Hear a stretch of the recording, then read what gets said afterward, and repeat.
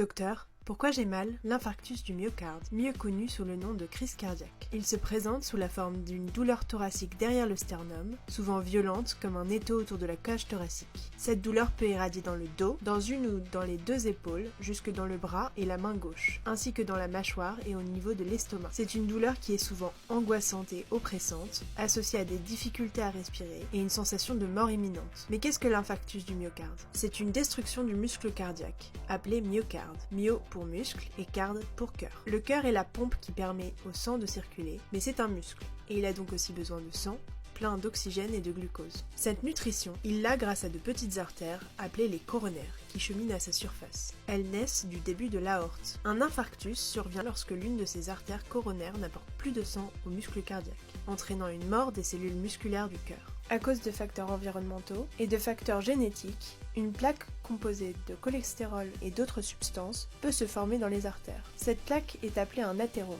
Ce dépôt s'accumule dans les artères, comme les coronaires, et restreint le flux de sang qui y passe. Si cette plaque se rompt, il peut même y avoir un caillot de sang qui se forme et qui bouche le reste de la lumière de l'artère. Un autre mécanisme d'infarctus est le spasme coronaire, par lequel les coronaires se contractent et réduisent brutalement leur diamètre de manière spontanée. Le flux sanguin s'interrompt et le muscle cardiaque s'en trouve asphyxié. Rendez-vous la semaine prochaine pour comprendre la prise en charge d'un infarctus du myocarde.